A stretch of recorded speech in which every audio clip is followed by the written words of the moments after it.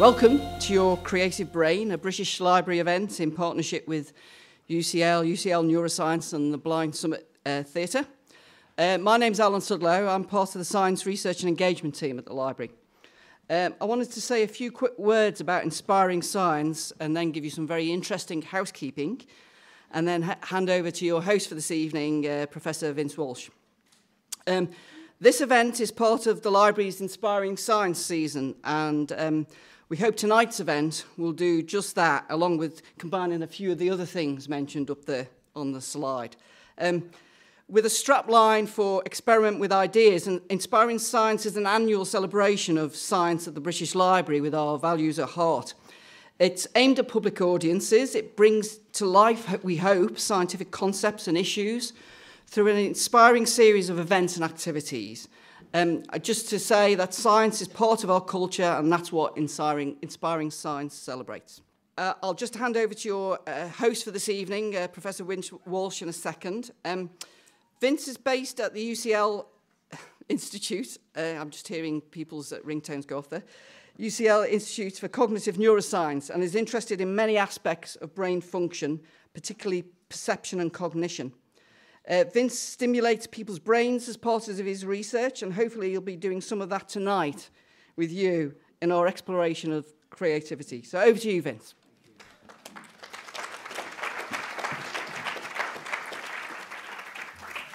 Thank you very much. Welcome. We've got three great speakers and a great something else for you tonight. And we're going to explore the relationship between creativity and the brain. And we're also going to see some examples of what creativity is. I want to take you very quickly through the kinds of things that you might hear said, or the kinds of ways in which we might explore creativity in the brain. So I want to start off with a little test. And the test is for two reasons. One, to intimidate you and put you on your mettle and get your brains working for the evening. And the second is to make you appreciate how difficult it is to study scientifically real-world phenomena like creativity. You can't put somebody in a brain scanner in a laboratory and say, create something. You can't make them compose or write something de novo in experimental settings. So we have to boil down creativity, and we usually do that in the following kinds of ways. So if I give you the words bump, egg, and step, and ask you what word links them, those of you who haven't already been told the answer by me, could you give me a quick show of hands if that immediately comes to you? Milt, I've told you the answer. You're a liar. Really, I was hoping for a higher IQ gathering.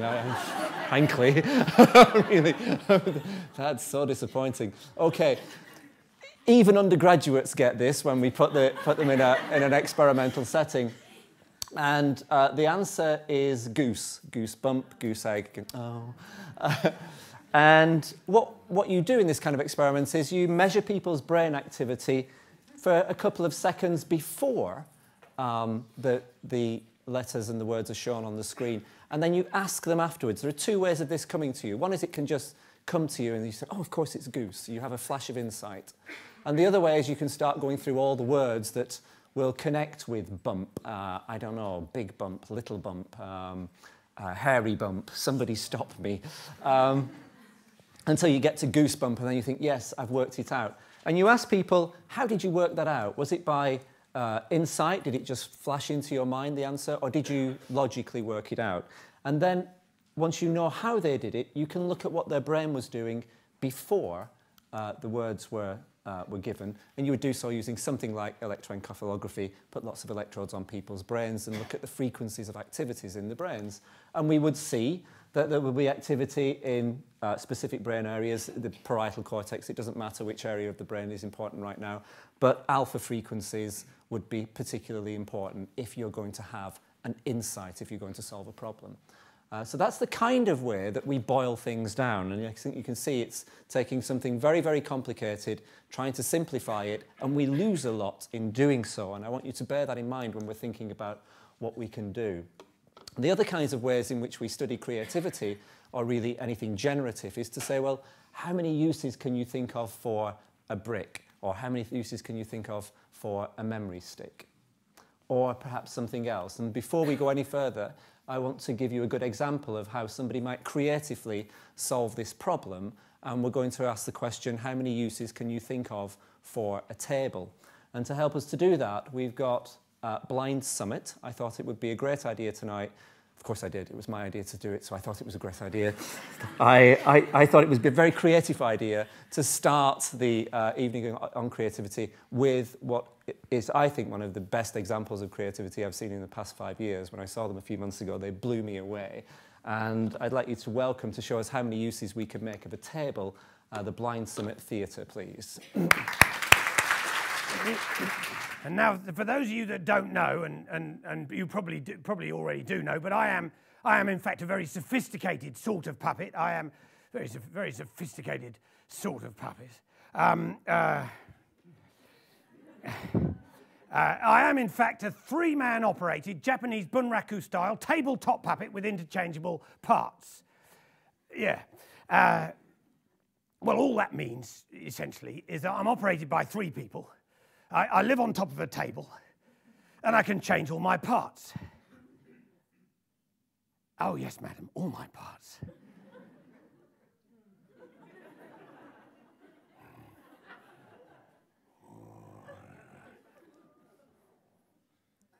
Do you like a bit of puppetry, madam? Do you like a bit of puppetry? Do you? Oh, you like a bit of puppet every now and then, do you? Hey? Go on, I know you do. I know, of course you do. Of course, who doesn't? Hey, who doesn't like a bit of puppetry every now and then? Hey, hey. Have you ever done any puppetry, madam? Ever wanted to do any puppetry? No. Don't be shy, madam. Don't be shy. Not tonight. Not tonight. This is not a night to hide your puppet love under a bushel. This is a night to let your puppet love shine. Well, look, I won't embarrass you, but if you do want to do some puppetry, just say the word. You can practice on me. I'll get rid of her. You can hold me bum. Look. Yeah? You keeping up, sir? You keeping up? Yeah? I'm a puppet on a table. That's it. Just a puppet. It's a puppet table. That's it. That's all there is. So if you were expecting something else or hoping for something else, you're not a puppet enthusiast or interested in tables, well, it could be a very long section in the show. It's just a puppet, table, puppet collaboration. That's what it is. I mean, one of the things about being a puppet on a table is people ask you the strangest, they do ask you the strangest things. I mean, when a few months ago, Vince came and asked me if I'd do this creative evening for him on my table. And I said, well, yeah, sure, what do you want me to do? And he said, well, you can do whatever you like. And I said, well, there is something I would like to do. And he said, well, you can do anything. And I said, well, I'd like to reenact the last 12 hours of Moses' life in real time on my table. And he said, well, that sounds interesting. and so that's what I'm going to do. The last 12 hours of Moses' life in real time on this table. This table will become the wilderness. Moses' backyard, his front room, his garden shed, his prison, and his grave.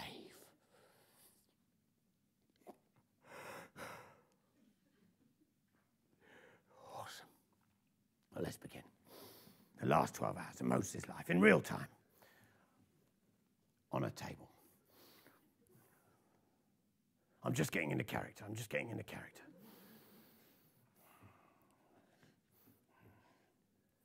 I mean, of course, Moses is an enormous character, isn't it, for a puppet of my stature to take on, isn't it, Moses? It's an enormous, it's a very physical role, isn't it? It's a very physical role, isn't it, Moses? He's a giant of a man, isn't he? He's a character of biblical.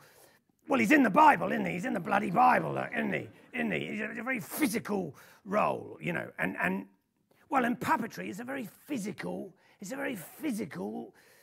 art form, you see. well, it's not like acting, you know, it's not psychological, you see. It's not, I mean, I haven't got a psychological, you know. I mean, it's just cardboard. There's nothing, you know, it's just cardboard. There's nothing in there, there's nothing, it's just, you know, my backstory, I was a box. You know, my parents were boxes, their parents boxes, box in my family, you know, and a pair of curtains. You know, no psychological, I mean, it's nothing, look, it's empty. I mean, it's empty, look. It's just a, there's nothing in there, look. I can stick my hand in, you know. I mean, it's slightly disgusting, but I can do it. You know, I mean, because, well, it's pretty obvious, but maybe I should point this out. I'm not actually alive. You see, this is just an illusion of life. It's an illusion of life created by a series of intricate movements. You see, intricate, look, you know, like, you see?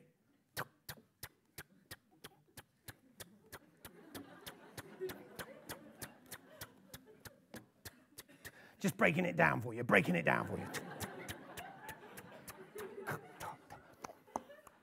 Yeah? It's a series of intricate movements creating an illusion of life. You see, an illusion. I mean, well, look, I can easily be not alive, you see. It's no fuss to me. It doesn't bother me. I can be not alive like this, You see what I mean? See? I mean, I say not alive because I'm not dead, am I? I'm not dead. Or I'm not dead. I'm sort of, you know, I mean, I'm not dead. I'm not dead. I'm just not moving very much, you see. I'm not dead. I'm fine. I mean, look. I mean, they can put me down. Look, they can just put me down. Look at this. They just lie me down like that. It's all going on essentially in your imaginations, you see. I'll lie me down like that. Just lie me down. They can let go of me. Look. Go on, let go. You can let go. Like that, you see. I feel fine. I feel absolutely fine. I mean, in many ways, I feel freer. Oh, I feel fantastic. Oh, yes. You know, I can be bigger. Way, like that. Fantastic. Oh, I can be smaller. You know,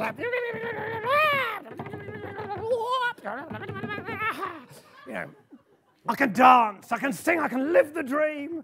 You know, I can spin around like this. Way. I can break apart in a sort of German expressionist puppetry like this. Oh. I mean, I feel absolutely fine. I mean, I don't know about them. I don't know what they're... They might look a little bit stupid, I don't know, but as long as they come back in the end, it's fine. It's absolutely, you know, you know, it makes no odds to me what they look like. It doesn't bother me. And, you know, as long as they... Hang on, that's not right. That isn't quite right. Hold on. I seem to be talking out my arse. No. There's something wrong here. Nothing feels... Hang on. You got me the wrong... Hold still for a second. Hold still for a second. That's it. Just let me get my... That's it. There we are. Okay. Yeah, that's right. Okay. No, you're not. No, that's not... No, you've got the wrong... That's it. Go right... Yeah. Oh, that's right. Take my feet. That's it. And I'm back. In England. Thank God for that. The point is... Well, the point... Well,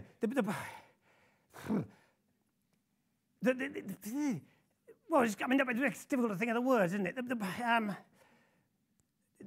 Sometimes it's very hard to find the words to describe puppetry, isn't it? I mean, as you'll discover when you try and tell your friends what you came to see tonight.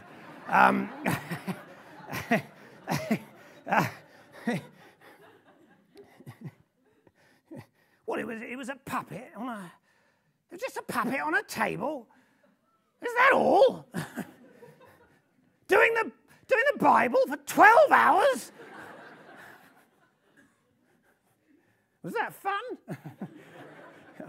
I don't know what you'll say to that. It was very stimulating.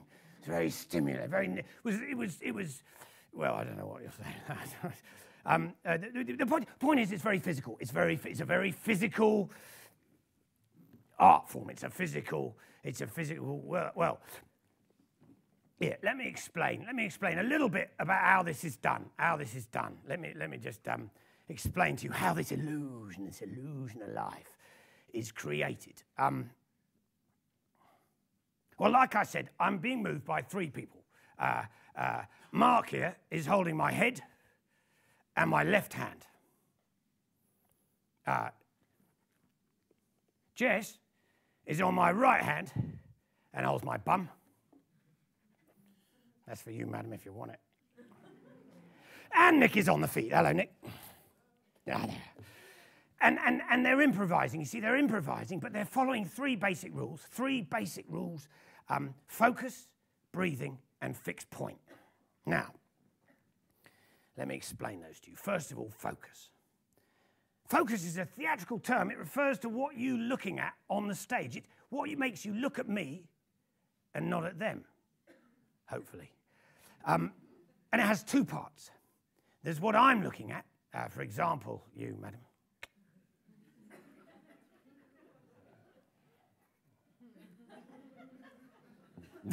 And there's what the puppeteers are looking at. If the puppeteers are looking at me, I am in focus. And if they look up, I go blurry. And when they look back, whoop, I'll come back into focus. Yeah. If they look up, I go blurry. And when they look back, whoop, I'll come back into focus. One more time. Up, blurry, back, focus. Very good, very good. And I can use focus, of course, I can use focus also to make you see things that aren't actually there. Like, for example, that stain on the table there. Oh, that stain made by a spilt cup of coffee, spilt during an argument with an ex-lover. The last time I saw her, just before she died. A cancer.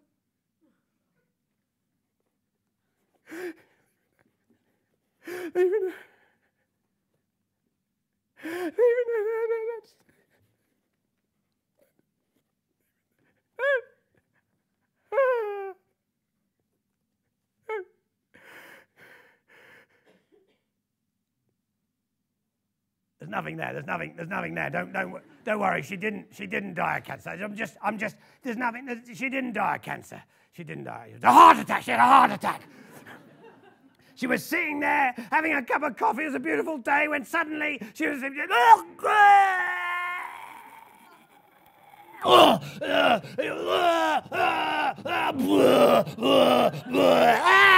No! Oh, she dropped her arm for a moment. No,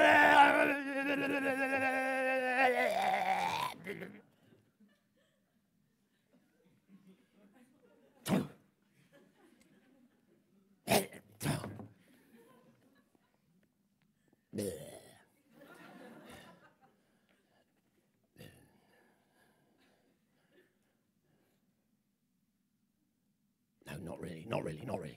I'm messing with you. She didn't have a heart attack. There's no heart attack. There's no. She was stabbed. We are having a cup of coffee. It's a beautiful day. Little man runs in suddenly, with a knife, and he runs around the kitchen with a knife sticking out of her.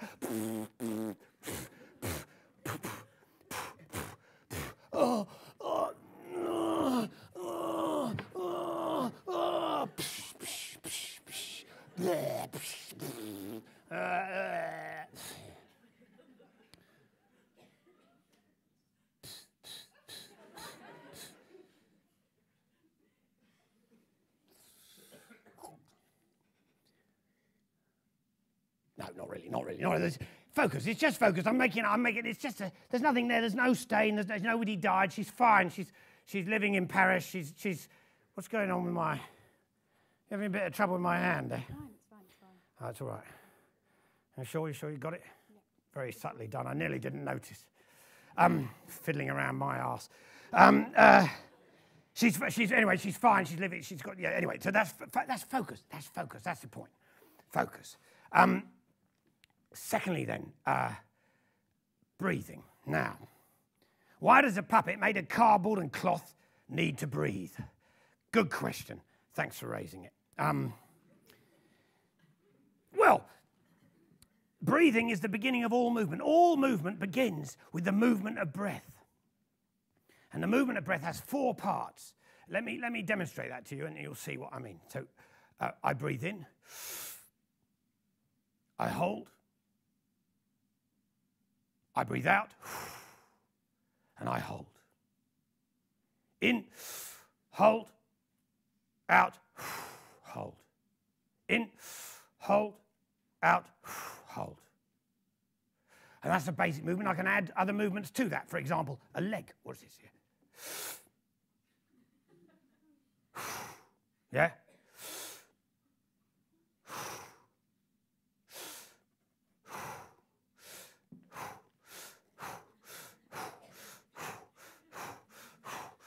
And that's how I'm able to recreate such lifelike walking movement, you see.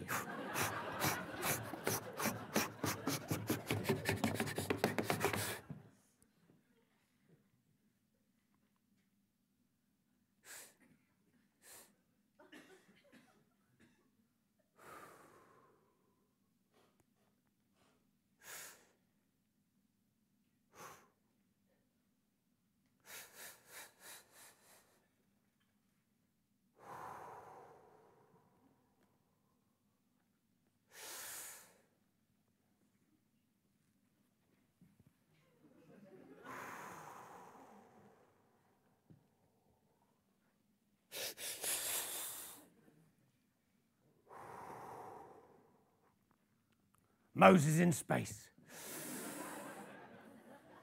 Directed by Stanley Kubrick, this bit.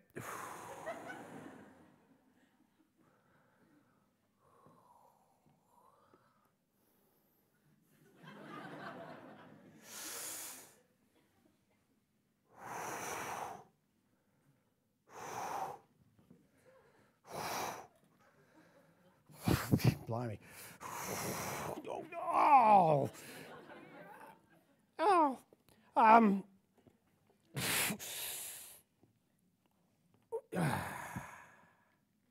And that's breathing. And so finally then, so that's breathing, that's focus and breathing, and finally fixed point. I think we may be running out of, okay, very short of time. Is that right? How much? Yeah, 2 minutes, 5 minutes, how many minutes? 4 minutes. Oh, thank you very much. Just time to do a little bit. We'll do a little bit on, I've forgotten what I'm doing now. Fixed point, yeah, so we've done focus. Focus is what makes you look at me. Breathing is what allows me to move. Now, fixed point. Yeah, it's a little harder to explain. Fixed point. Fixed point is the thing that gives me a sense of gravity, Well, look, the best way, the quickest way to explain this is with just a little time. I'll just do it wrong. This is fixed point done wrong in puppetry. You'll get a picture straight away. Very intelligent lot, aren't they? Although I didn't get that either. I thought it was Humpty Dumpty. So fixed point done wrong in puppetry. Here we are. Yeah.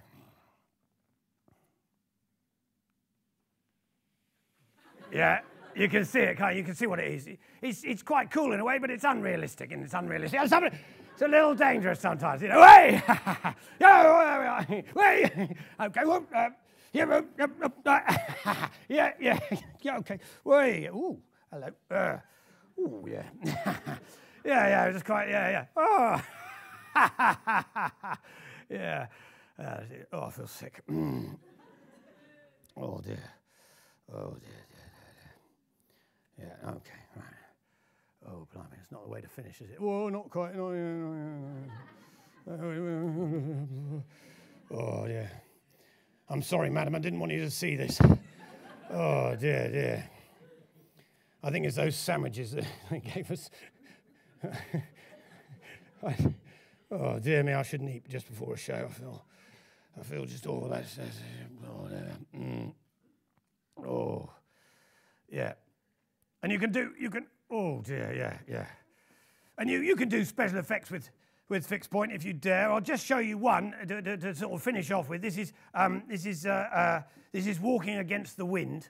Very, very important in the story of Moses. He spent a lot of time walking in the desert, the wind in his face. So I'll just show you how he would do that using fixed point. This is, well, sort of, yeah. It's walking against the wind in puppetry. Moses, the early years in the desert. Long before the last 12 hours. Well, it might have been, I think it might have, well, the clock is ticking. There we are. Walking against the wind. Here we are.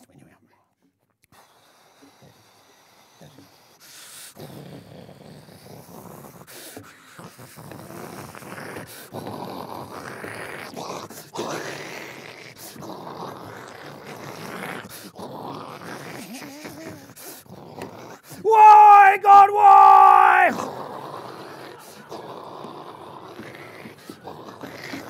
Why do you torture us with this wind? This wind that keeps changing direction. Why? Why?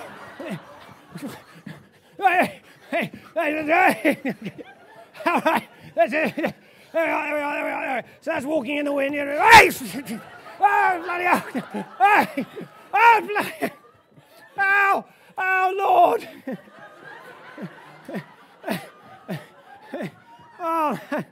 Oh, what have you, Jess? What have you done?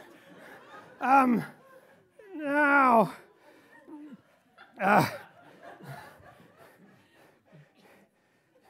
One of the tragedies that befell Moses in the last 12 hours of his life was the tragical loss of his right hand.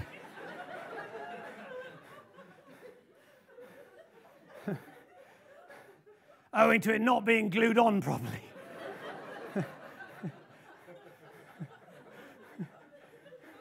And the carelessness of his puppeteer.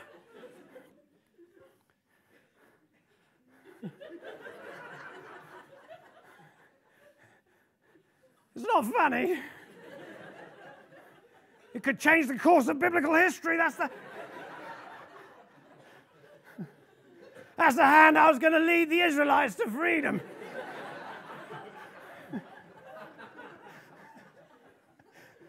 Now we're going to have to rely on the hand of God. I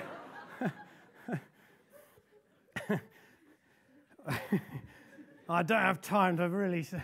Well, anyway, what does all this have?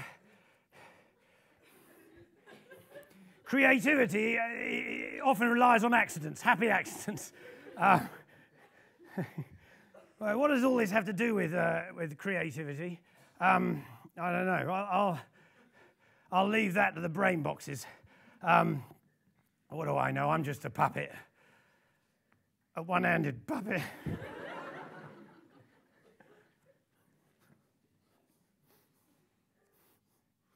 Ow!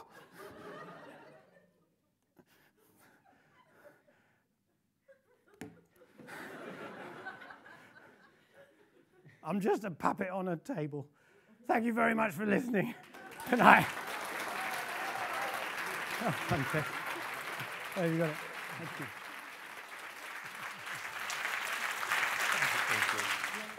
So, I have to come up with some loose connection between that and neuroscience. But I don't care. I think it was worth it.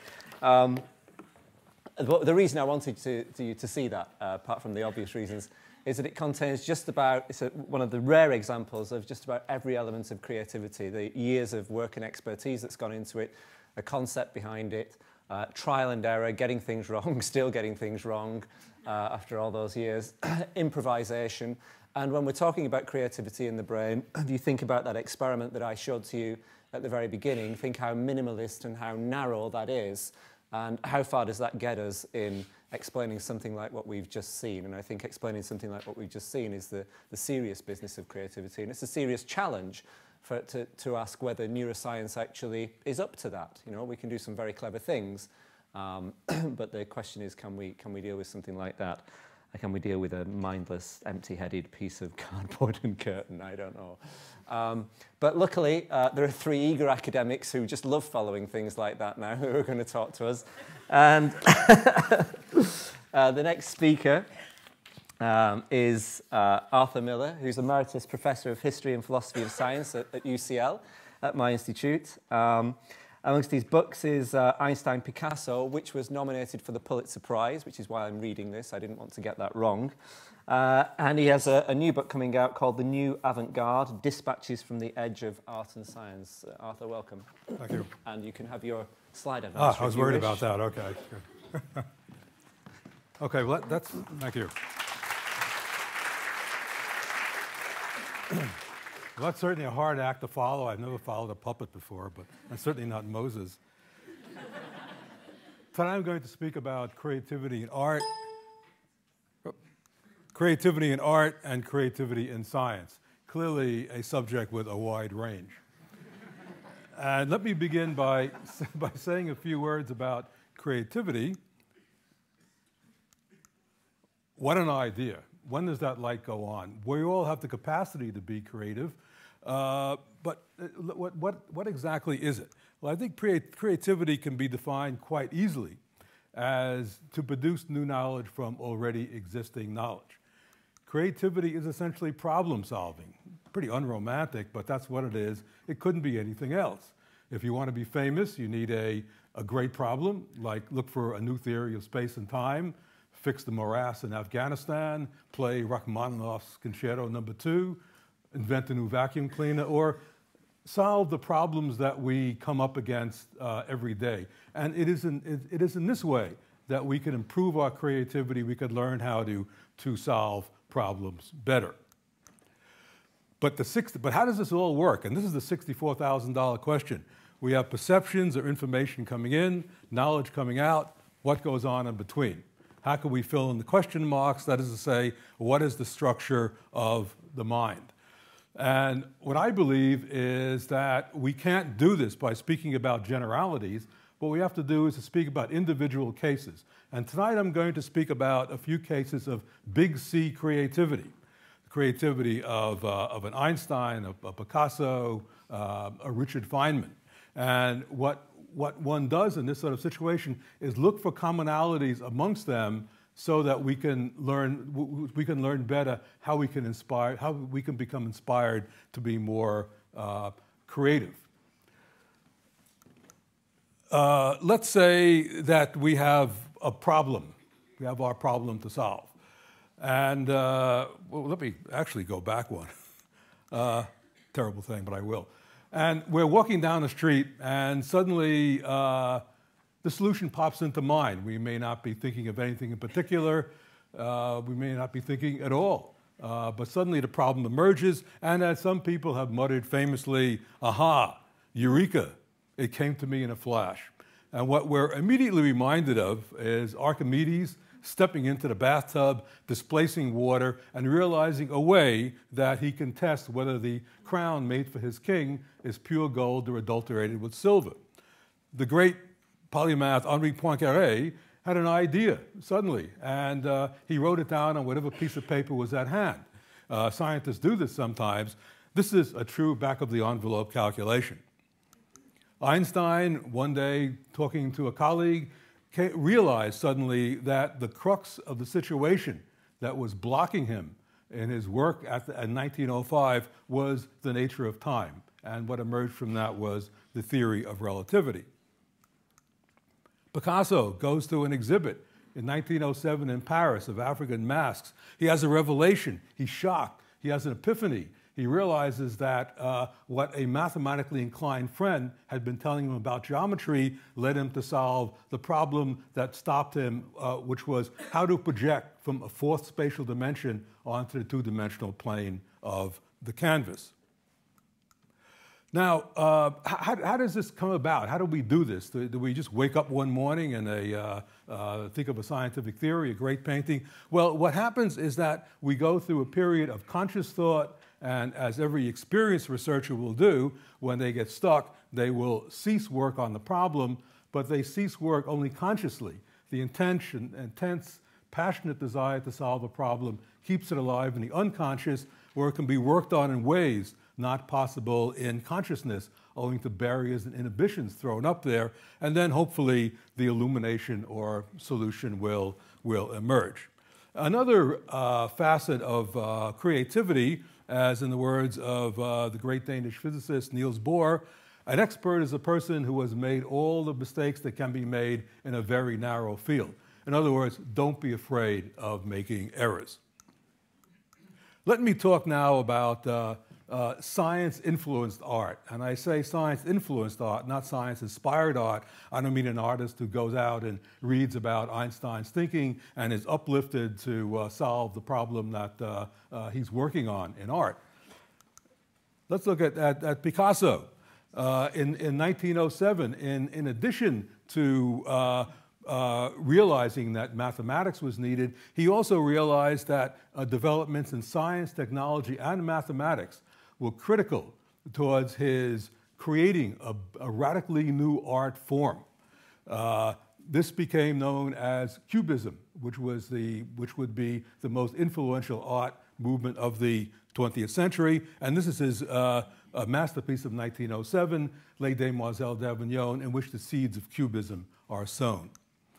Vasily Kandinsky, the Russian artist, in 1910 exhibited the first example of abstract art.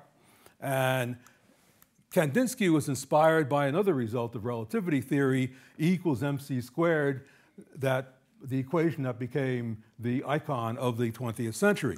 E = mc squared says that energy, which is diffuse, is related to mass, which is localized. Kandinsky interpreted this in a typical artist fashion, that everything was ultimately amorphous. Salvador Dali, in Persistence of Time, was influenced by relativity theory, which says that clocks in motion move slower than clocks at rest. These are tired clocks from having been in motion. And in the 21st century, right now, this is an example of data visualization art by Aaron Koblin, who is the creative director of Google, and it represents airplanes taking off and landing from various cities in the United States on August 28th, 2008. Now, what about art-influenced science? Again, I'm not saying art-inspired science. I don't mean a scientist is stuck on a problem, goes to an art museum, sees a Rembrandt or Van Gogh, and is uplifted to solve his problem. I mean a scientist that's actually influenced by conceptual art. And there are many examples. A nice one is Cubism in quantum physics, and we return to Niels Bohr. In 1927, Bohr was grappling with one of the incredible and dramatic ambiguities of quantum physics, that entities at the quantum level can be both wave and particle at the same time. That's something that's unimaginable, so it's not imageable. For example, an electron can be a wave and particle at the same time. What enabled Bohr to come to grips with this problem was his knowledge of Cubist art. Bohr was an urbane man, and he had a wide span of knowledge, which is critical for people who want to make great discoveries, to be able to look across many disciplines.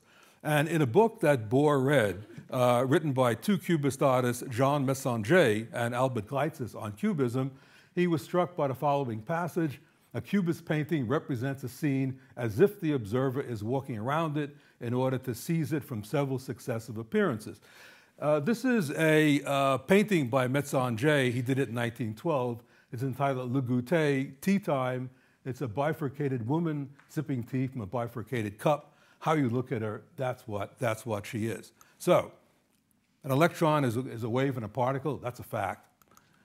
Depending upon how you look at it, that is to say, what experimental arrangements is used, that is what it is. And Bohr called this complementarity.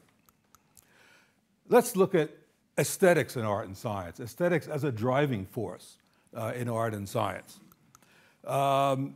In the very first sentence of his relativity paper of 1905, Einstein wrote that Maxwell's electrodynamics, the way in which it is usually understood when applied to moving bodies, leads to asymmetries that do not appear to be inherent in the phenomena. And here Einstein makes it clear that what he's confronting has nothing to do with the equations of physics, in this case Maxwell's equations, but the way they are interpreted. They're interpreted in ways that lead to asymmetries that do not appear in nature. Looking at this situation in more detail, Einstein realized that what was behind all this is that the physics of 1905 was encumbered with inessential concepts and redundant explanations. He used a minimalist aesthetic to shave off all of this excess baggage, and the result was the theory of relativity, which was a response to his aesthetic discontents. Then we have the flamboyant American physicist Richard Feynman. In 1958, Feynman and a colleague formulated a theory that explained the so-called weak interactions. These are interactions among elementary particles. One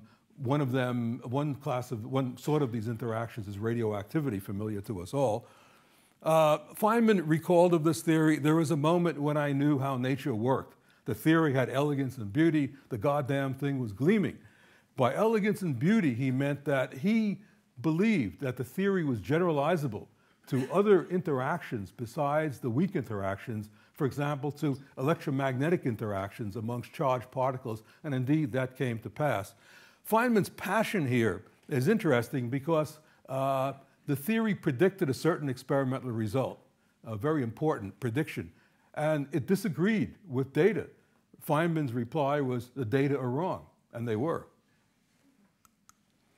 As that eminently quotable polymath Henri Poincaré put it, the scientist does not study nature because it is beautiful, because it is useful. He studies it because he delights in it, and he delights in it because it is beautiful. And indeed, beauty and elegance was a driving force in the many key papers in mathematics and science which Poincaré wrote. And to my surprise, Poincaré turned out to have been an inspiration for Einstein in 1905, as well as Picasso in 1907. He was truly a man for all seasons.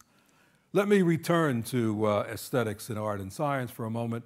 Now, aesthetics in art is a subjective thing. It's in the eye of the beholder. The discus thrower is considered to be aesthetic in form and symmetry, and so is this demoiselle from Les Demoiselles d'Avignon.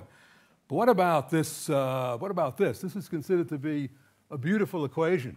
I mean, for those of you not associated with this, it may seem like God knows what, Egyptian hieroglyphics. It's an equation that governs how electrons interact. And it's a beautiful equation because if you take the space and time coordinates in that equation and move them to another laboratory, the equation maintains its form, meaning that the laws governing the interactions of electrons, according to this equation, hold everywhere in the universe. That is why it is a beautiful equation.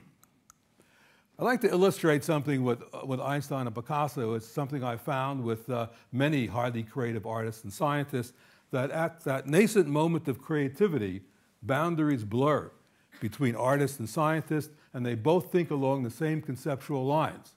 For Einstein, it was the discovery of a new aesthetic, the aesthetic of reducing of minimalism, and for Picasso, it was the aesthetic of reducing forms to geometry, which was a key to his creating Les Demoiselles d'Avignon, and a few years later, creating Cubism. So, thus far, you need the right problem. That can be creative unto itself, problem discovery.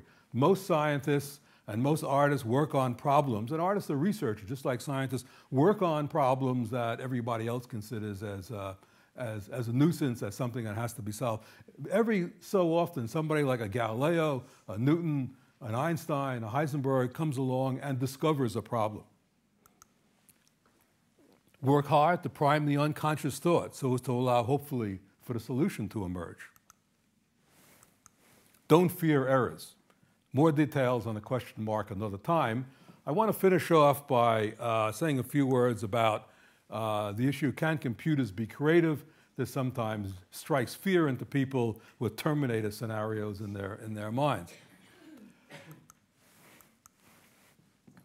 In 1917, Piet Mondrian, the Dutch painter, painted a work called Composition in Lines. Which one is the Mondrian? This one? The other one? The other one. Okay, that's good. Actually, the one on the right is. The one on the left was created by a computer. This is one of the first examples of computer art. It was done at Bell Labs in the early 1960s. And the computer scientists programmed into the computer an algorithm. An algorithm is a way of solving a problem. The problem to be solved was to connect dots two at a time with lines both horizontal and vertical. Then these two were shown to over 100 people at Bell Labs. These were highly educated people, and some of them even knew something about art. And overwhelmingly, this was chosen. And even when they were told which one was the Mondrian, they still liked this one because it has that chaotic look about it. It looks more creative. And this fell into the feeling in the 1960s when abstract expressionism was just emerging in New York City that, well, look here, the computer has no emotions, right? The computer produced this image, which is pleasant to look at. So therefore, abstract art requires no emotions either to do it. Ergo. Okay, now what about computers writing music? Let me play these two pieces for you.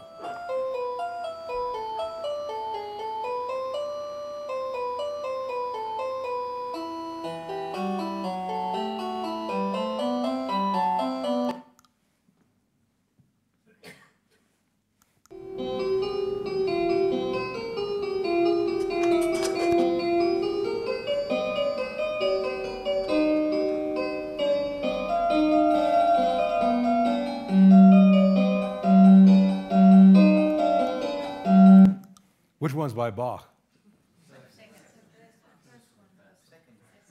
Okay, how many for the first one? How many for the second one? It's not bad. It's sort of evenly split. It's the second one. It's Bach's Little Fugue in G minor. The first one is a Bach-like fugue, turned out by a computer scientist who's also a musician. And the aim was not, merely to emulate Bach, but it was to do it with a complex enough algorithm that, and a lot of people in experimental music feel this way, that if you can emulate it close enough with a real algorithm, that perhaps you can get some insight into Bach's mind and into any highly creative musician's mind. One can push this further and look into Einstein, Mozart, Bach, for example. These are people who, in my opinion, touch the cosmos. And so it would be interesting to get a further handle, by any means possible, into how they think. But what about computers? Well, in a book I'm just completing, I interviewed a large number of artists, and some of them were digital artists and people who did data visualization. I just showed you an example of it. I interviewed Scott Draves, who's an eminent digital artist. And Draves has lived with computers, well, he was interested in them for a long time. I said, what were you interested in before computers? And he said, there was no before. And he lives with these machines. And he has come, as he told me, I believe that computation can reproduce the whole creative process and that ultimately computers have soul. Okay, thank you. For more about what I've said today, I recommend 2 of my books. Look also, check my website for more up-to-date results, and stay tuned for my forthcoming book, The New Avant-Garde, Dispatches from the Edge of Art and Science. Thank you.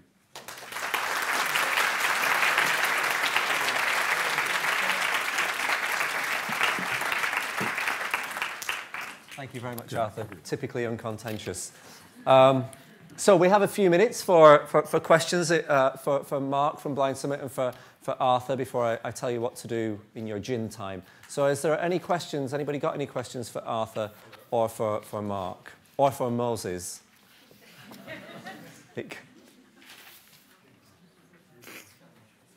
Yes, we have a question up there. Alan, is there a microphone? I'm probably loud enough.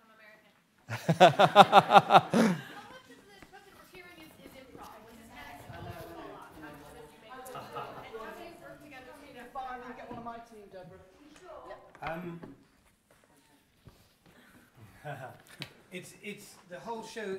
It's all made by improvising. Sorry, I can't see that.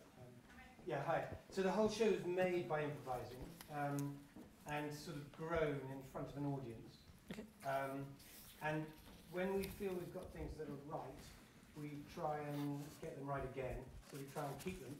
And when things are we're still kind of working on them, we go on improvising them. That's sort of the material, if you like. But the actual way of doing it is all improvised. So moment for moment, it's improvised. To the point that I don't think we went way off what we were planning this morning and this afternoon. And the hand wasn't supposed to come off this evening. But it's also not glued on. Do you know what I mean? Don't tell anyone. It's interesting. It's not as good if you. It's sort of exciting to have the possibilities of things going wrong. In terms of how we do it, how we don't bump into each other, the thing that is quite paradoxical, in that if you plan not bumping into each other, you inevitably bump into each other. But if you really focus on the puppet and let him sort of live, we naturally avoid each other. But if we try and choreograph it, we just argue and then we bump into each other. Any other questions? Yep, one next to you. And then one down here. What is improvisation, and is it the same as stream of consciousness? I can't see it. The problem with the mic is doing where it came from. Do you want to? I have a question regarding the definition of creativity as being problem solving.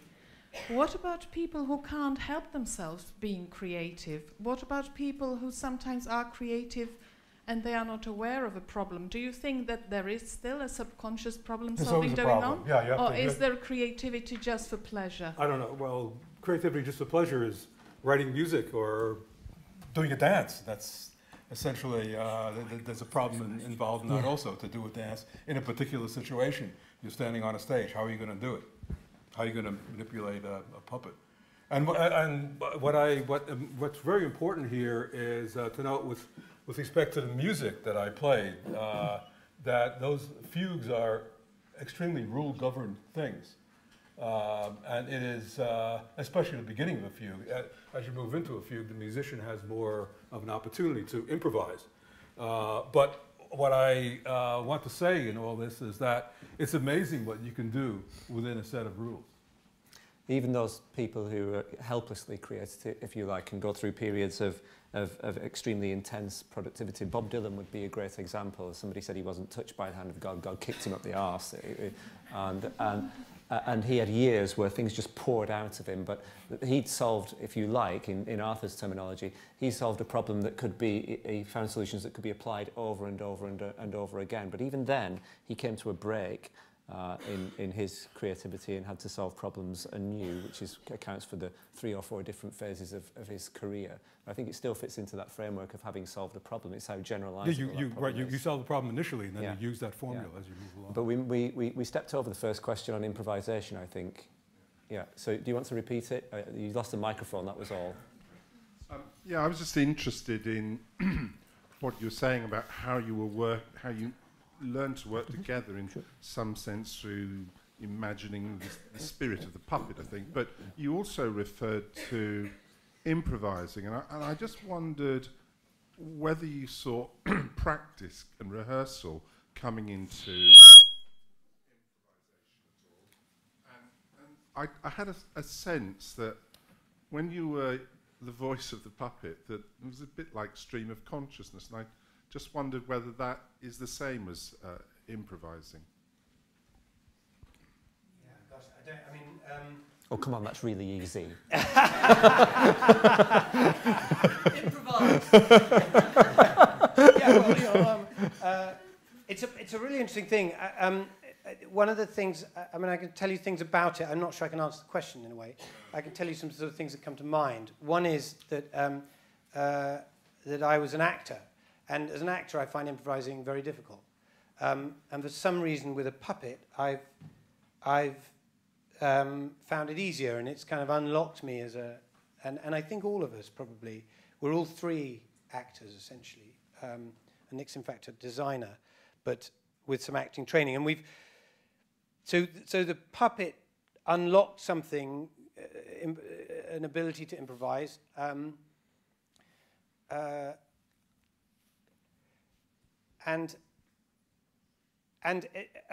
in terms of the stream of consciousness, there's no doubt that it feels like the opposite, but it may sound. So what I mean is, what the puppet definitely, for my thinking process and saying things, what it allows me to do is he seems to allow me time. One of the reasons we did this show, one of our first sort of discoveries, was that the puppet could pause, do a sort of Beckett-Pinter pause, like I'd never really seen an actor pull off. He could stand completely still and then say something without any, just look perfect. And I've discovered that pause just allows you to, yeah, look, I'm not so good, you see, without it. Something like that, yeah. Okay, we won't take any more questions. Can we just thank the Blind Summit and our first half? Okay, welcome back. Thank you for coming back. Have you had the edge taken off you now? Did that work? So we'll have two more speakers, and then we'll have some time for question and answer with all of the speakers this evening. The first speaker is Chiara Ambrosio from UCL. She's a lecturer in the history of philosophy of science. She's researches on the connections between art and science and is concerned about the representation of science and what it means to represent things in science. And she's one of my favourite colleagues, so be nice to her.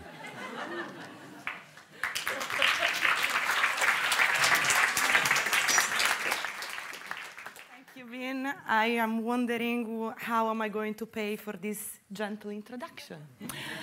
Good evening, everyone. I want to talk about the boring side of creativity. I want to talk about the role of tradition, the role of constraints, what happens when there are various kinds of pressures on our creative thinking.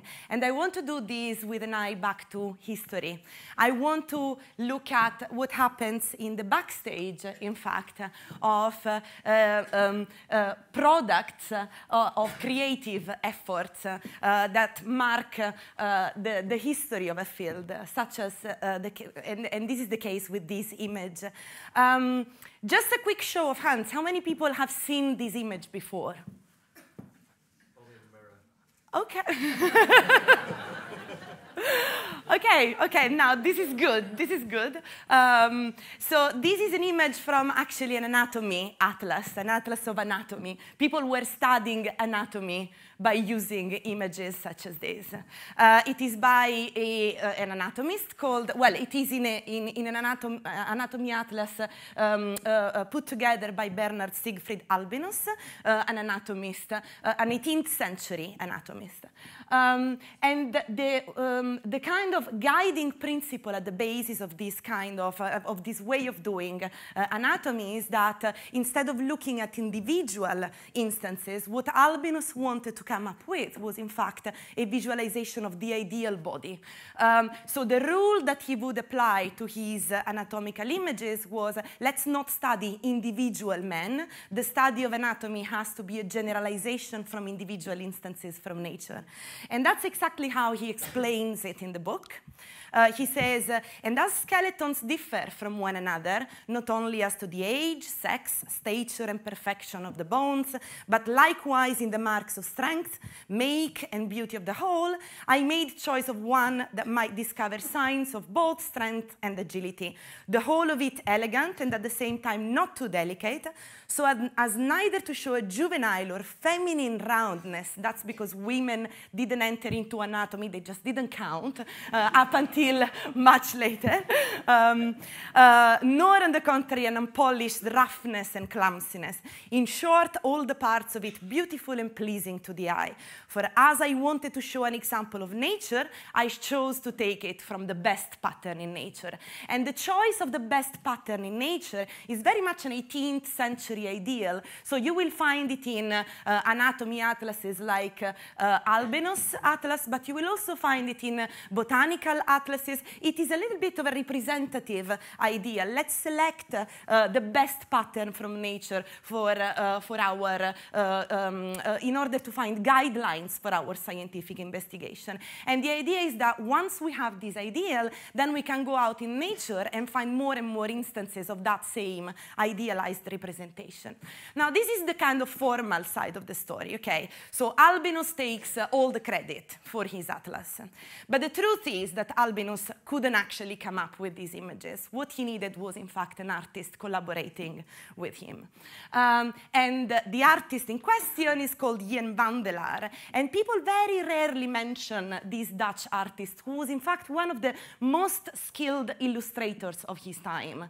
He had worked for Linnaeus, more or less, at the same time. And he ended up actually living in Albinos' house after his son died for a good 20 years. And the relationship between Albinos and Jan van der Laar was, in fact, one of proper the science bullies the artist.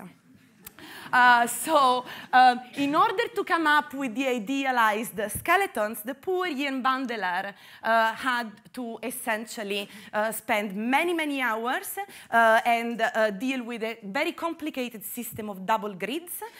So he would draw the skeleton from a set distance that Albinos had worked out, and he would basically have one grid and reproduce a life-size drawing of the skeleton by keeping all the perfect measurements. And then he would draw again a smaller version of the skeleton using a smaller grid. And that is because, obviously, idealization required mathematical precision. So every skeleton in Albinos' book is essentially a skeleton that is really, that has the best possible proportions in life. And you will probably realize that there is a sense in which this must have been a very frustrating task. Also, if you look at these anatomical atlases are actually, they were recently on display at one of the Wellcome exhibitions, and you can actually see that some of the images are, in fact, with backgrounds. Others are just skeletons or muscle men, if you wish. And you can imagine that at some point, probably the artist might have wanted to do something a little bit creative. Originally, Albinos wanted to have only the skeletons, but Jan van der Laar, in a sense, made a very good case, and his argument was, well, the skeletons, I've done them the way you want. However, if we squeeze a rhino in the background, the light on the bodies will look so much better, and I have literally seen this in one of, in the body of the text of the book. The light will look so much better, and he got away with it, okay? He got away with it. But there is even more to this story. Incidentally, the name of this particular rhino in the background of the picture is Clara, and it was a rhino which was, in fact, in Europe, traveling around Europe, just in the year in which Albinos and van der Laar were completing this anatomy atlas. But there is something very special about this depiction of the rhinoceros. There is a much bigger story. It turns out that Jan van der Laar had been obsessed with rhinos for at least 20 years before actually coming up with this picture.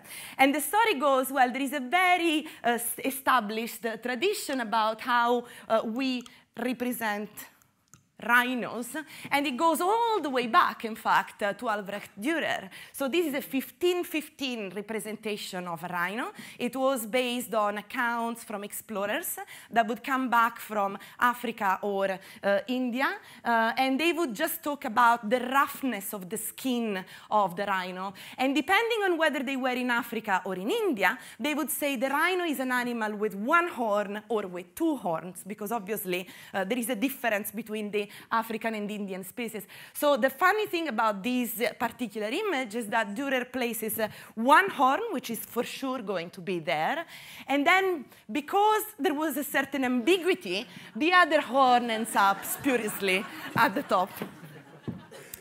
So we are talking about 1515. Albinus and Jan Vandelar put together their atlas in 1747. But Albinus was looking into the iconography of the rhino from well before. And in fact, at some point, he had been, in the 1720s, he had been commissioned to illustrate an atlas of the flora and the fauna of the Cape of Good Hope. And this is an illustration made by Jan Vandelar of the rhinoceros. So in this book on the flora and fauna of the Cape of Good Hope, there was a description of the rhino, and whoever commissioned, Peter Kolbe in this case, who was the writer of the compendium, commissioned an image and said, we want you to do it in a Dürer-like fashion. And so Jan Vandelar promptly responds with, obviously, a very Dürer-like illustration of a rhino covered in this kind of armor, which is kind of reminiscent of the Dürer picture. But then, and that's why I really love this artist, then he says, well, but actually, if we look at the description, that's not quite right. So the rhinoceros, according to this description, is in fact an animal with two horns and a relatively smoother skin compared to what we see in the Dürer-like kinds of depiction. And so this is one of the cases in which, in a sense, an artist is in fact correcting the science. And it will be only very much later, in fact, that Linnaeus will distinguish, well, very much later in the sense that we are talking about the 1750s, when Linnaeus distinguishes the African species, which has two horns, and Jan Vandelar gets it right here, from the Indian species, which has one horn. And this image, although it doesn't actually quite depict a rhino, strictly speaking, is a way in which an artist eventually, out of sheer despair, maybe interfered even with the principles of scientific classification. Now, this is a very extreme picture, and in fact, what Jan Vandelar finds in his final depiction in Albinus' anatomical atlas is some kind of compromise between the Dürer-like, Dürer-like representations like this, and the opposite extreme, the skin of a rhino is perfectly smooth. And in fact, what you find is that Clara here is represented as something in between, and also because of the fact that it's an Indian rhino, it has only one horn, and at that point, Vandelar himself knew the difference quite well.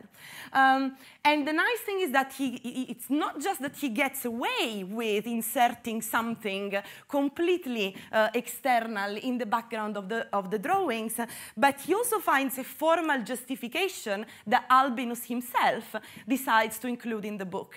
And Albinus says, well, we exhibit in the background of the figure a female, in the background, the figure of a female rhinoceros that was showed to us at the beginning of the year 1742, being 2 years and a half old, as the keepers reported.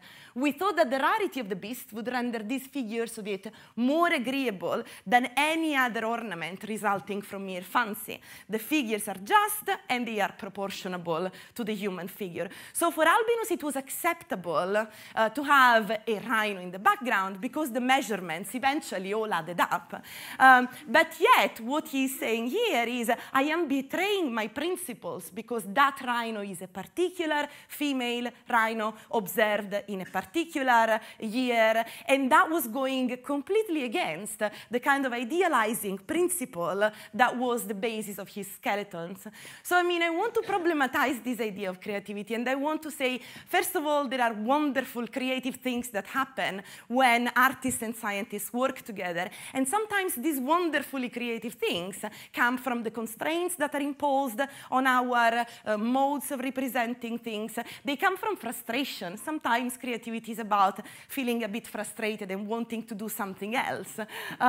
They come from training. They come from breaking out with style and the kind of tension between the Dürer-like rhino and the perfectly smooth rhino, I think, exemplifies this quite well. So thank you very much. Okay, thank you. The next speaker is Milton Mermakides. He's a lecturer in music at the University of Surrey, and he's a professor of guitar at the Royal Academy of Music. And he's also a composer. And if you're at a loose end when we finish at 9 o'clock, he'll be playing at the Blues Kitchen in Camden tonight, backing Alexia Coley. And I can promise you we have the most amazing creative new singer on our hands. So I would go to the Blues Kitchen after this. Milton. Thank you. Thanks for the plug as well. Thank you very much. Is this on? Can you hear me? Yeah. Wonderful. Why did I have to go last? I asked myself. A couple of weeks ago, I had to present at a research seminar and had to follow the guy who invented the quantum well laser. So I'm used to this. I'll do my best. I'm going to talk about creativity in terms of music. I had my first epiphany with music when I was 7, and I heard Sgt. Pepper's, the Sgt. Pepper's album, and it was instantly transporting and familiar. And ever since, I've striven to repeat that emotional experience and also to understand music. And I like understanding music as much as I like listening to it and playing it. Now, music,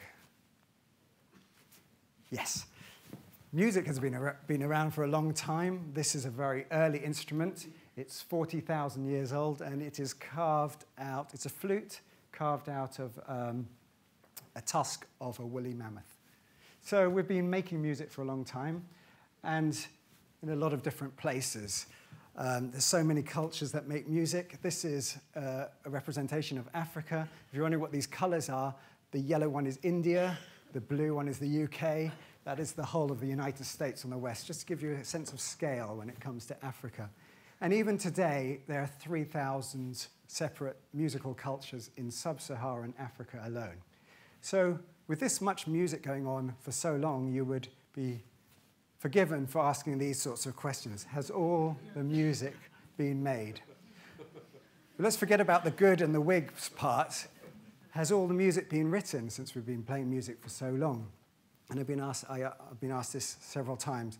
It's a complicated question. It depends on what you mean by music and other factors, but I'll give you a simple answer. No way. If we define music as sound, one easy way to think of it is music as exists of vibrating molecules in the air. We can capture that using digital translations and put it on the CD. So we can think of sound as a stream of numbers.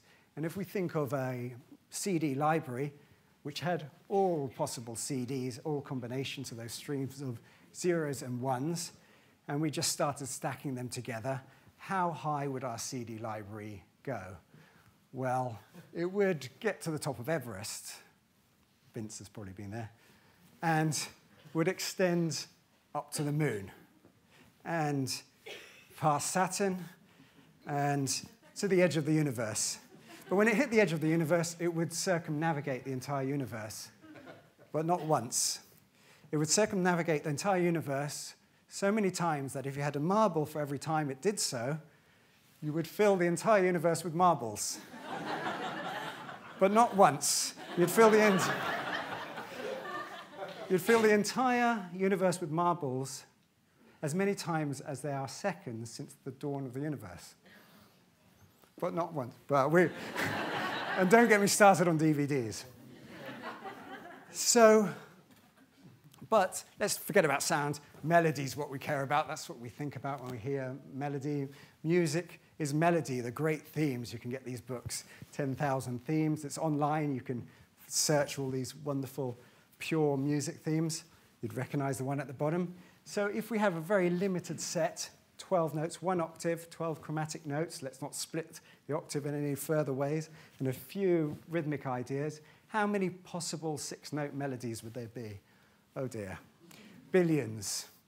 And if we added simple harmonies to it, there would be more 6-note melodies than there are seconds in the age of the universe. The universe is a handy rule of thumb here. So the question is not how do we come up with stuff, it's how do we choose? How do composers, improvisers choose from these vast library of possible musics? The standard thought is that that we have muses. This is the Greek muse Efterpi, the Greek muse of music, who supposedly sings her melodies to the chosen few who write them down for all of us to enjoy. A form of divine inspiration, and Bach himself said, I play the notes as they are written, but it is God who makes the music. Bach, as Arthur talked about earlier, is considered one of the greatest composers of all time. To give you some perspective, when they were going to send the Voyager space probe up into space, they were left this artifact to show proof of human intelligence on board, and someone suggested, should we put some Bach on there? And one of Carl Sagan's assistants says, no, that would be just showing off. So that gives you an idea. However, if it was divine inspiration, it's apparently not bottomless, because when he went to work at Leipzig for 25 years, serving God with his cantatas every week, he called it almost constant vexation, envy, and harassment, and did everything he could to get out of that job. So if it's divine, it's not a never-ending flow. And of course, it has to exist in the real world. First of all, you have to have the skills, you have to be around to receive the music if it was muse-driven, and you have to be ready. One of my favorite Stravinsky quotes is he said, someone asked him, how do you write? And he said, well, I go to the piano at 10 a.m. and I work till 1 p.m. and then I go back from 2 p.m. to 8 p.m. and that's my daily routine. And someone said, but Maestro, what if the muse doesn't visit? And he said, at least I kept my appointment. And that's the point. If you're not there, if you're surfing, you won't be writing music. I suggest that the real world muses are deadlines, money, or let's call it non-poverty, promotion for better circumstance, and something which I'll be talking about now, which is constraint. Constraint is the limiting of those huge ideas. In fact, I don't think there's problems in music necessarily. There's no problems in sound. It works fine without us. But we have to invent them as musicians. We create rules to rub up against. We create these limits to work within. All music involves some limits, and Jack White said, opportunity kills creativity. If you have too many opportunities, you can't be creative. I like to think of it as, if you want to think outside of the box, you've got to start with the box. So if you take anyone in history who's done something towards music, Django Reinhardt's complete style came about from his disfigured left hand. So he did his runs from playing with 2 fingers, and his chordal knowledge came from the stumped hand there and transformed the jazz guitar world. Debussy wrote mainly piano music, and most of his later career was an emulation of Javanese gamelan music that he heard at the opening of the Eiffel Tower.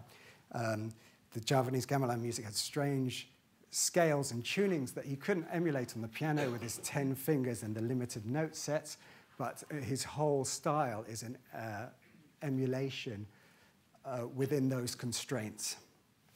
Oh, and Satie, in the time of high romanticism and complexity, decided to limit himself to just a handful of chords, simple rhythms, simple melodic patterns, and transformed, was an inspiration to musicians ever since.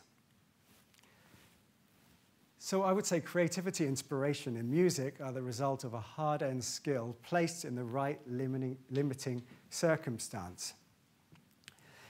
Rather than receiving from on high these melodies, you can think of it as a chess player who spends their life learning opening patterns and so on, working their prefrontal lobes to understand these, and then in the moment of performance, having these moments of inspiration, intuition, and insight.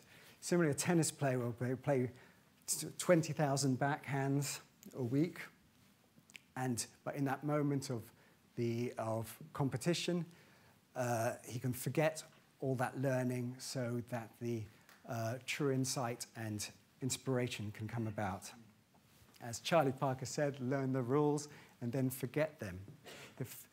If there was a muse, then she's quite selective about people who work bloody hard all their lives.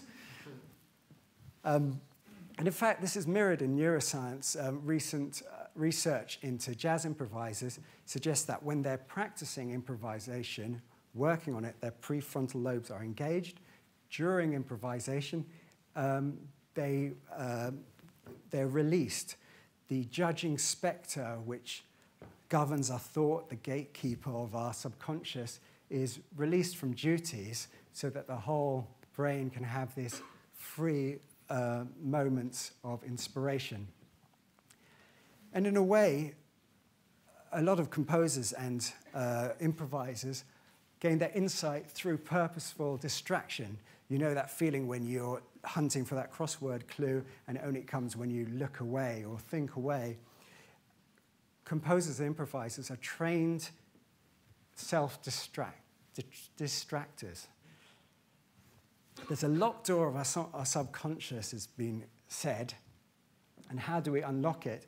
And that's by quieting this judging spectre, which is really useful in learning and really obstructive in creativity. So what you'd expect to see with composers is, with a lack of constraint, self-imposed constraint coming about. We talk about Bach. He wrote 24 preludes and fugues in all the possible keys. He set up a framework which he had to fill, so we had to work to solve that problem. When he was trying to get out of his Leipzig job, he made his most exquisite work, the musical offering, which is just a series of incredible riddles and games which he invented to challenge himself. You see it elsewhere, one-note samba.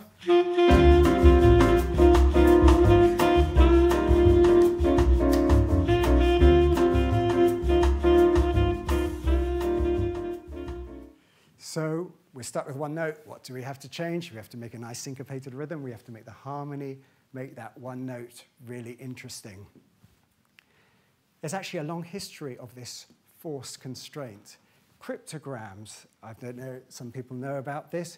Bach's name in the German system from A to H, it spells out a nice little melody.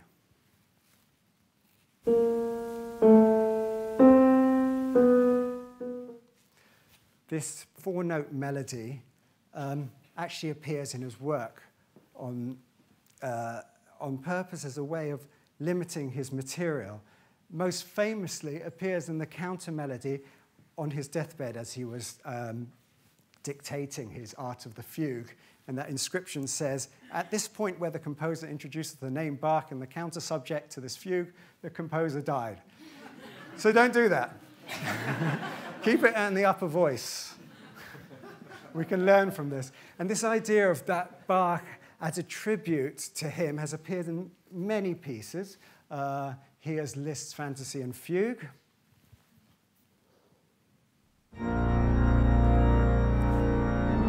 A, C, H.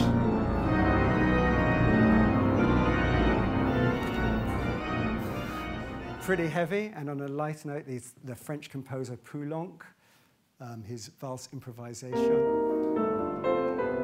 There it is again.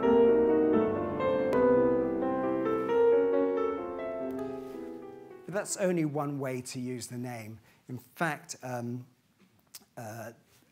Pärt wrote a collage of the name Bach and spread his name across minutes of music.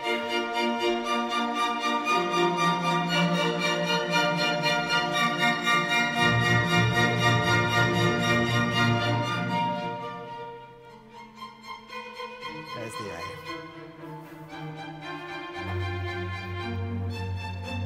And so on. So he had a nice name that fitted in well. And other people took to this German system of translating names into musical melodies as a form of tribute or compositional constraint. And the French, of course, had their own system. Nothing against French. I love French. Alban Berg interfused his name with his the love of his life and his lyric suite, and their two initials are entwined beautifully.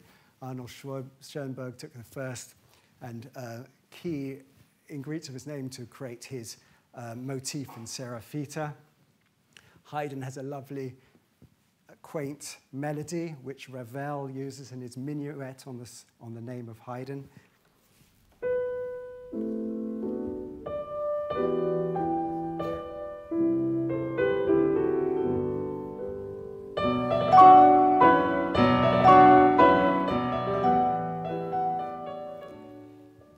And Cage handily had a very musical name. And when he died, of course, someone wrote Cage Dead, which is the most inappropriately happy melody you can imagine.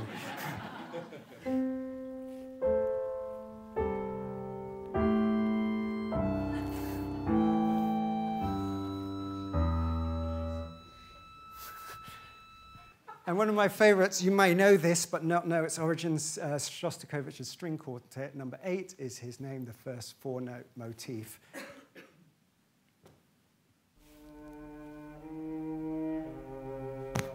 That sounds very Shostakovich as well.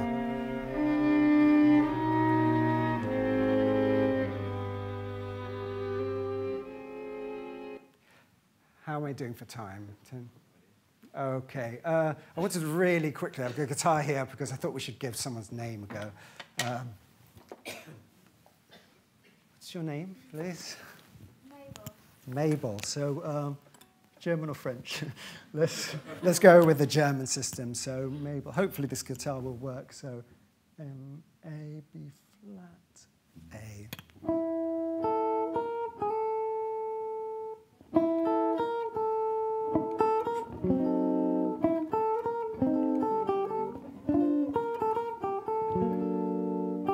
Sorry, I'll keep going if I don't stop. That's a rather nice melody that I'll use. And there's other things we can do. What's in a name anyway? If we took someone's PIN number? No. If we took someone's birth date. Birthday? 5248. Oh, I didn't need the year, but that's very kind. So we have 5248.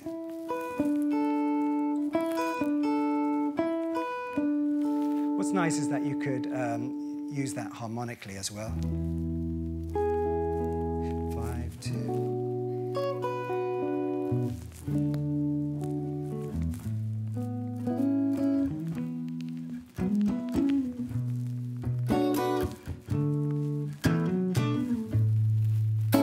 And so on.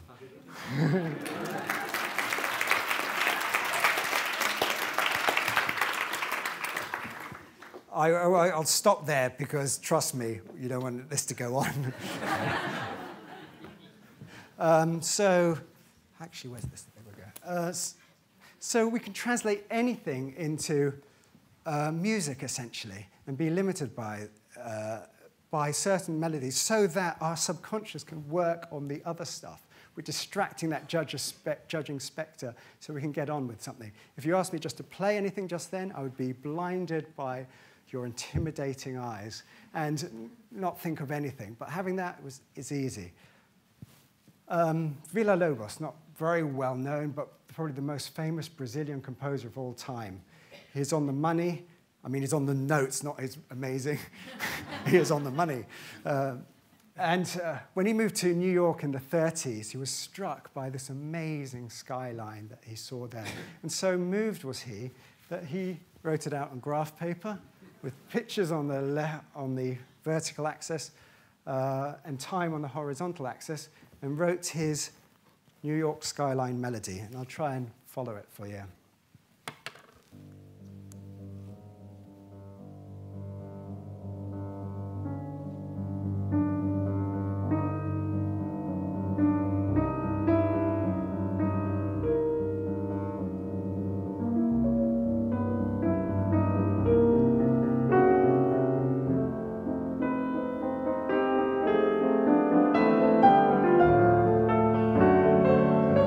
Listen to the other lines too, for the foreground.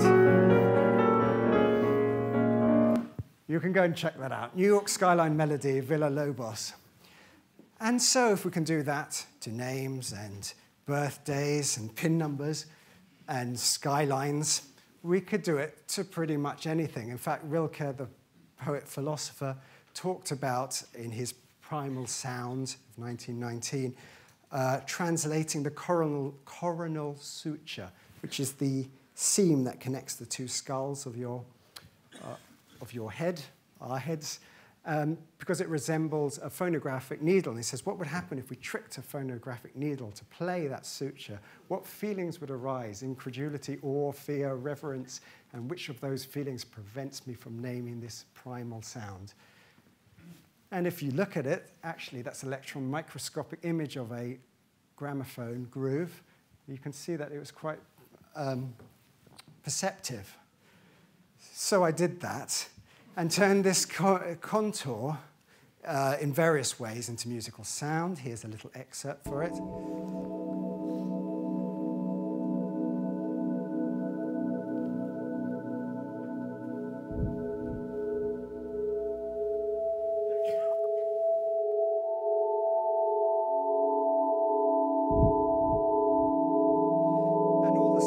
Generated by that one contour in various ways. So technology gives us opportunity to manipulate sound so much that we would expect to see more constraint occurring. The more possibilities, we'd expect more constraint, and that's what we see going on. This is an album I made with the cellist Peter Gregson. The whole album is nothing but cello sounds, and what you're hearing now, manipulated through audio technology. Tim Exile does live shows with no material other than what people sing in the audience and say into microphones, captures them and builds up unique works. There's an album called End of Vinyl, which is made solely from the sound of the end groove of a vinyl record. So what I like to do with talks is summarize them in 7 words. And there we go. Thank you very much.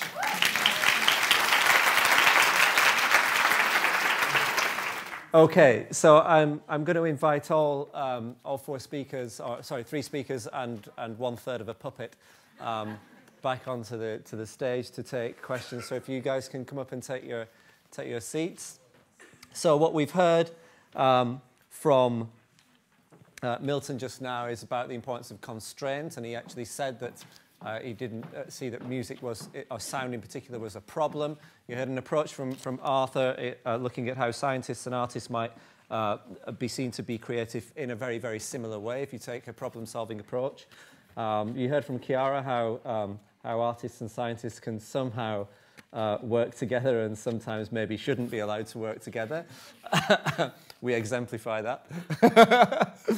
And we saw a great example of creativity in action. So I'm going to throw the floor open to you now to ask me or any of the speakers, and anybody who's got an answer to a question that we haven't got an answer to, you're welcome to give us the answer. So any questions on what you've heard, or about the science behind it, or indeed, of course, about the neuroscientific aspects. So it's over to you. We have a question here.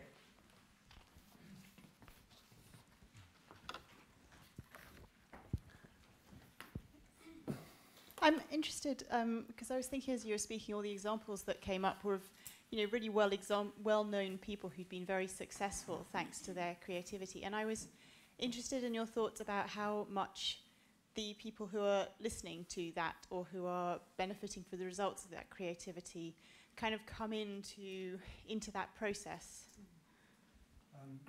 Is that for me? I guess it's for all of us. Yeah, kind of for all of you, but obviously you don't all have to come up with answers. I won't. I'd say that what I find interesting about the translation pieces and compositions is that they are enjoyable without explanation. And I've used music that's been translated from DNA codes for film music way outside of the context without explanation. But I think there's an aesthetic beauty in understanding that context as well, knowing that the enigma variations are written for each of his friends adds a layer of understanding behind the piece. So I think that composers are generally quite timid about explaining their methods, it's partly not really because they'll be copied, but because people will think them too simple.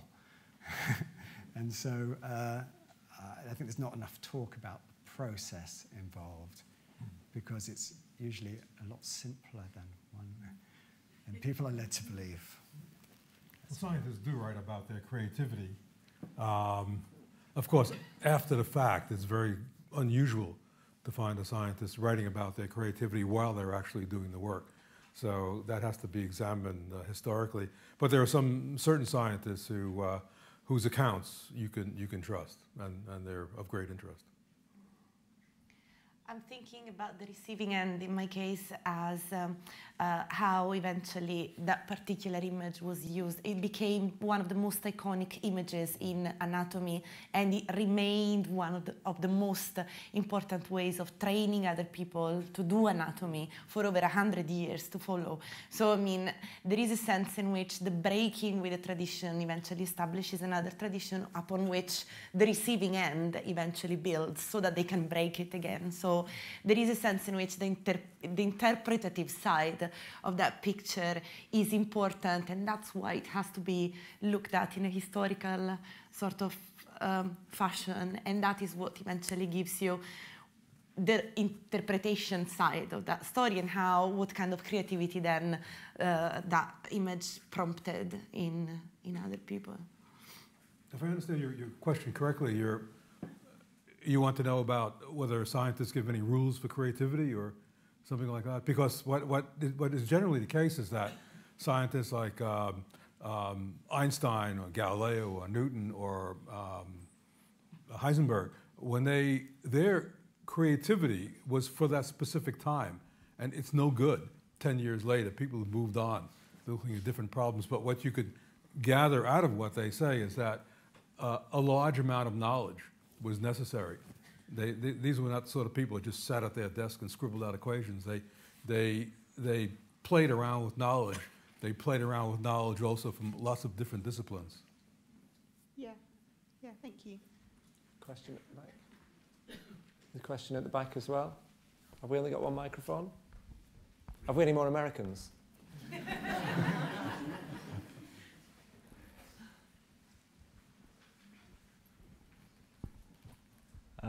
Milton, thanks for your talk. I think you've inspired me to have a go at music production. So cheers for that. I was just wondering, you talked about, in terms of developing the melody, transforming your name or a skyline into the way that the notes are spaced. With regards to style, in terms of trying to create something that is consistently yourself, does the style portray itself through how that transformation is done, or is it more in terms of choosing instruments and things like that? Or I apologise, I don't know that much about it. When people talk about music, what happens in their heads for most people is they see this treble staff and these 5 lines that come across it, and then these funny-looking men that go across it. Because music is very complicated, but we simplify it in terms of what pitch and melody, or pitch and rhythm, and that's it. And in fact, I'm getting to you. I'm going to answer your question, I promise. But the actually most interesting and most complex thing about music is style and timbre and texture, how it sounds and how instruments interact and so on. So these translations came from a very simplistic concept. So if I choose to do everyone's names, and if I wanted to, I could make them sound classical, or I could make them sound like dub, or I could make them sound like two-step, because I'm governing the translation system, and so in that way, I'm making stylistic decisions. So often these translations are happening within a stylistic framework. I hope that answered your question. Well, that makes total sense. Thank you. Somebody's got the microphone there? Yes, hello. I'm retired now, and I used to look at the effects of a damaged brain, and it seemed to me that you could not use the area of damage particularly to predict what damage there was to creativity. So the seat of creativity perhaps is still eluding us, I think. I think it's a mistake to think that there is a seat of creativity. There are lots of examples in history of people having brain damage and becoming actually more creative, perhaps as a result. A good example would be Edward Muybridge, for example. Everybody's familiar with these photographs of a horse running, and that was to settle a bet about whether all four hooves came off the ground or not. And he was just about on the edge of failure and had brain damage to the prefrontal cortex in a coach crash. And people have used him as an example of brain damage leading to creativity. But when you look at the case, he might just have become a little less inhibited. He might become a little less afraid of failure, a little bit more likely to take a chance. There wasn't any corpus of behaviour that one would call creative that was suddenly released in him. And there are people who because of this belief, and there are other examples of people becoming creative or taking on creative pursuits and hobbies after brain damage, but they always go along with personality changes and changes in one's attitude to risk. But I think it would be a gross mistake to think that there is a seat of creativity, especially given some of the things that Arthur has said. The creative processes in artists and scientists can very often be seen to be very similar, even though they're dealing with very different materials that would themselves require different brain areas. And you will find people talking about brain stimulation. There's one Australian guy, he's a scientist, but I would be happy to put on record that I think he's either crazy or dishonest. I think we're being filmed. What he does is claim that he will be able to stimulate your frontal lobes with electrical currents and make you more creative. But actually what he's doing is seeing his data with a mother's eye, but also giving very poor tests of creativity, very subjective tests of creativity. So I think from a neuroscientific perspective, let's get clear of this idea that there is any central creativity area in the brain. I mean, I would add to that, it's just a thought. I don't quite know the end of this sentence in a way, but it's occurred to me recently that the creative process is almost a bodily process rather than a brain process. Yeah. That it's something you do physically. So I think you don't think it out. Yeah. You quite often use your brain to edit it afterwards. So somehow. I think that's an embodiment of what Milt, the Charlie Parker quote that Milt chose. Learn the rules and then forget them. Embody them, embed them in your operating systems, and then switch off those control systems and let them go. I think that might have been the end of your sentence. Yeah. Yeah. We should work together. You can work my ass, and somebody else can do my hands. Is this being filmed? We had more questions?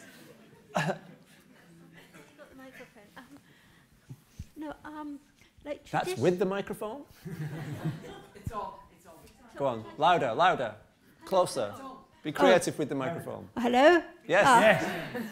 Yes. Mic check. Now, traditionally, sort of talks about creativity, talked about a lot about emotion and states of mind and free association and self-expression. Are these no longer considered to be important? Or is it just because this is in the newer research, or?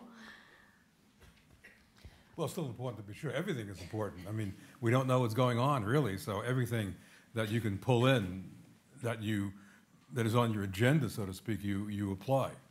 So certainly, but some of these points that you mentioned are after the fact, after the creative fact. I think as research has developed into creativity, it's become clearer and clearer that no one really knows how to define it. And you see more and more books talking about creativities just to hedge their bets. And just once you make one definition of it, it's really hard to make it too exclusive or too inclusive. And so you see different modes of it. And I wouldn't be afraid of not letting the scientists, i.e. people like me, tell you what creativity is. I think there are certain aspects of it that we can legitimately operationalize to bring into a laboratory. But in order to do that, you know, I couldn't put Blind Summit into a brain scanner with Moses and tell them to keep very still, which you have to do in a brain scanner, while we worked out what they were thinking while they were working the puppetry. The point is that when you put something in a laboratory, you necessarily sacrifice something, and the skill of science is working out what it is that you can sacrifice and still maintain the core of the concepts. But there will be things that we will lose, and we mustn't lose sight in a global explanation of creativity of what it is that we lose when we have what I would say is merely a scientific explanation of some of the mechanisms of creativity. Yeah, these many books on creativity deal in gross generalities that really have no effect on, no really effect on what's going on in the outside world. But on the other hand, I have to say, just in criticism of what you do, slight criticism, so we're being filmed here. I can take it. Yeah, okay. Is that, what you're doing is very reductionistic. Yeah, Vince. Yeah. And we're not really at the state, as far as I can see, even with fMRI. Parts of the brain fired, prefrontal cortex is always live. So what? No argument from me. But absolutely the point is, it's the sequence in which the V areas fire in, and that's not This is exactly what I was saying. I think there are things that we lose when we're trying to study this kind of process, and also even trying to examine things like the ha-ha moment or the eureka moment doesn't capture what I think is the real core of creativity, which is that 5, 10, 15 years of effort, sacrifice, routine, failure, that you've put into it. So I would make no defense of a purely reductionistic approach to creativity. Unless you want one, then I'm up for it, but generally I wouldn't. Am I allowed to sneak in a quick question? Just one. There's people who've paid. I know. I'm going to pass it on a second. Are intelligence and creativity interdependent or not? No, absolutely not. Now give somebody else the microphone. I think I'm going to struggle to express this question. But Milton, I was very struck when you used people's names or showed us the skyline by how pleasing the tunes were that came out of them. And I was wondering if you were suggesting some kind of alignment between what we find pleasing visually and what we find pleasing mathematically. And if you... Sorry. Carry on. I'll wait for the question mark. Well, it's a two-part question. Okay. And if so, if there is something pleasing between maybe the sounds of letters and the sounds of music, is there a visual parallel that you would that people draw? And I don't mean to be magical about this. Let me just first say that the translation cryptogram of letters to melody notes is completely arbitrary, and there's no cosmological reason why they align. We could just reshuffle them and do just as well with any other alignment. In fact, we could probably do better with letter frequencies, but anyway, we could discuss that later. But when it comes to pleasing contours visually and what is pleasing musically, then certainly there's a lot of study in aesthetics of form, and a lot of composers take narratives of books as their dramatic narrative, not underscoring it, but using it as timeline basis of a dramatic occurrence. And we do get these themes that come across. And I'll just say quickly that some composers have actually bridged that gap. Scriabin was a famous synesthete. So he saw colors every time he heard a note. And he described composing as painting. And his poem of fire ends with a huge F-sharp chord, which is the deepest red he could imagine. So he was doing that already. I don't think he was a synesthete, but that's a different thing. I thought you were just saying that Milton looked pleasing, which I agree with. Yeah, so. I had almost the same question. One here. Oh, no. Hello? I think someone's got the microphone in front of you. Oh, you got one too. Go ahead. So I'm a dance teacher and a dance science researcher, and a part of the dance teaching process is also to encourage dancers to become creative. And we use quite a lot of constraint-led methods, just as Milton has suggested, by giving a kind of a framework within which to then move beyond. But I wondered, from everyone on the panel, whether you perceive creativity to be something that is trainable or innate. Yeah, you can, as I mentioned, you can learn to be a better problem solver, and you can be more creative in that sense. But it's not an even C. Some people are born terribly smarter than other people. Okay, but the rest of us, those are the big C creatives that I mentioned, and we all know who they are. But we can learn to be more creative by learning how to solve, by learning better ways of solving problems, whether it's writing music, doing physics, doing dance. I mean, not everybody is a narrative, right? I think it's just healthy as well to philosophically think that the answer to that is yes, that we can be. So are we going to be Jimi Hendrix? Are we going to be Bob Dylan? Then the answer is probably no. But can you enhance your own creative processes so that you get pleasure out of them, enhance your life in the same way as a fun runner is not going to win an Olympic gold medal, but they're going to get something out of the activity for their lives? Then yes, we can. It's just philosophically healthy. And would demystify the process as well, I think, if people engage with it in that sense. I would say very quickly, I think these definitions are problematic in that when we start saying, oh, can you link these three words together, then you're creative, let's get you good at linking three words together. I mean, when we see composers, for example, Eric Satie is one of my favorite composers, and he would score very low on a lot of technical details. He was called abysmal as a pianist and so on, and with his lack of technique and so on, managed to, within his skill sets, create the most sublime music.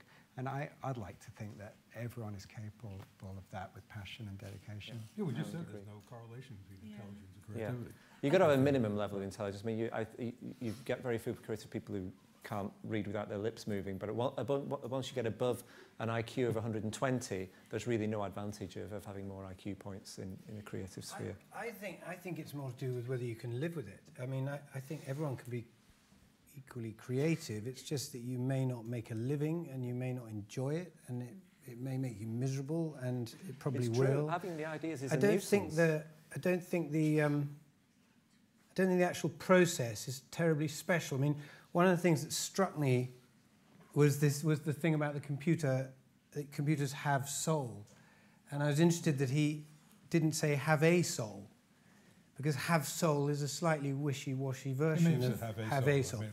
No, but I quite like the fact that it said have soul, because I thought, what does that actually mean? And there's the same thing with this word creativity, which is not quite creating or creation. It's just a little bit less, and it's funny, but it's become in our lifetime certainly this word that is almost like an amazing goal in itself. In fact, it's just a choice of whether I think a choice of whether how much time you want to put into that part of yourself, as opposed to perhaps. And sometimes we elect what is creative, so you don't often hear of sports people being called creative. But for me, Muhammad Ali's rope-a-dope was perhaps the iconic creative moment. We have time for one more question, so it has to be really, really, really good. So no pressure. I'd like to ask a question which hasn't been touched on, which is this whole business about creativity. Do you think that you can use that term in the context of children? I mean, there you have people who haven't really learnt the constraints. And I mean, I'm not an artist, so I mean, but people talk about creative children. I just wondered what your opinion was in the use of that term for that particular, in that particular setting. Well, Einstein said that he thought like a child. Einstein said he thought like a child. That's how he had these great ideas. He asked questions that nobody else asked. And that's what children do. And children are highly creative. Watch them play make-believe, for example, which is a big problem today, in that children have too many toys, so they don't do that any longer. But it's difficult to conceive of how you can think that children are not creative. You mean it's not used within the education system? That's right. And yeah. You don't see creative children art all over the place. I mean, oh, it's very much used in the educational system. I mean, parents are looking for their kids to be Einsteins and Mozarts and highly creative. Children's art and says, this is really wonderful art. I mean, it may be as creative in the sense that it's come out of their heads, but that's why I say I'm not an artist, I don't know enough about it. But I think creative in relation to people who establish themselves. I think the only thing working... But also there's use of this term in the context of children, and I just maybe wanted you to... I think the only thing working against children in terms of creativity is time. They've not been around that long. They're amazing. And often getting your ideas out and forming them involves a lot of skill sets alongside that wonderful thinking. And some children manage to achieve amazing skill sets in a short amount of time. And for others, there's Facebook. Nobody else gets to say a word. Can we please thank Blind Summit, Arthur Miller, Milton Mermakides, and Chiara Ambrosio. Thank you very much.